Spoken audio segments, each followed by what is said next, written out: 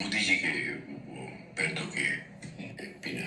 तो अगर आप मुझे मिला दें मोदी जी से, मैं तो मिला नहीं, मैं जानता नहीं उनको। खाली मैं जैसे हम ईश्वर को देखा नहीं हमने, तो उसकी पूजा करते हैं, तो मैं भी उतनी ही इज्जत मोदी जी करता हूँ। तो उसमें कोई बुरी बात नहीं, तो बुरी बात तो नहीं, करता हूँ तो करता हूँ बियॉन्ड द पार्टीज। మోదీ కాళ్ళు కడిగి ఆ నీళ్లు నేను తాగుతాను, నెత్తికి చల్లుకోవడం కాదు, నేను తాగుతానని చెప్తున్నాడు. అనుభవపూర్వకంగా మనకు తెలియలేదా? 2014 వరకు దేశం ఎలాగుందో, 2014 తర్వాత దేశం ఎలాగుందో మీకు తెలియదా? అజిత్ దోవల్ గారు, జయశంకర్ గారు, యోగి ఆదిత్యనాథ్ గారు, అమిత్ షా గారు ఏం చేస్తున్నారో మీకు కనిపించలేదా? ఒక్క నరేంద్ర మోదీ కాదు, ఆయన టీం మొత్తం ఎలా కష్టపడుతుందో మీకు తెలియదా? 18 గంటలు పనిచేసినటువంటి ప్రధాని ఎవరున్నారు ఈ దేశంలో?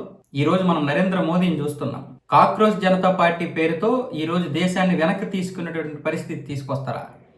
మీకు నిజంగా దేశం మీద ప్రేమ ఉంటే, నిజంగానే నీట్ పరీక్ష పేపర్ లీక్ అయితే దానికి తగ్గట్టుగా నిరసనలు చేయాలి. కానీ మీరేం చేశారు? అక్కడ దేశాన్ని వెనక్కి తీసుకుపోయేటటువంటి పరిస్థితి తీసుకొచ్చారు. రాముల వారిని, సీతమ్మ వారిని మీరు ఎందుకు అక్కడ తిట్టారు? 370 రద్దు గురించి ఎందుకు మాట్లాడారు?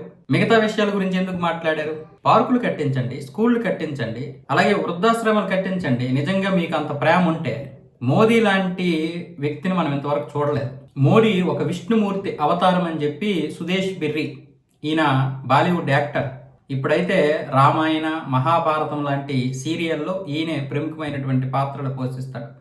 అలాగే బార్డర్ అనే సినిమాలో కూడా కీలక పాత్ర పోషించాడు ఈయన. ఈ వ్యక్తి మాట్లాడుతున్నాడు అంటే నిజంగానే మనకి ఇంక నిజంగా బుద్ధి లేదు. చాలా మంది అక్కడ హిందువులే, అక్కడ అంతమంది ఉంటే మనం దేనికోసం వచ్చాము? సీతారాముల వారిని ఎందుకు మీరు అంటున్నారు? ఆంజనేయ స్వామిని ఎందుకు అంటున్నారు? 370 గురించి, 7 సిస్టర్ గురించి ఎందుకు ఇక్కడ మాట్లాడుతున్నారు అని అడగాలి కదా. అంటే వాళ్ళందరూ యాంటీ నేషనలిస్ట్ అనే కదా దాని అర్థం.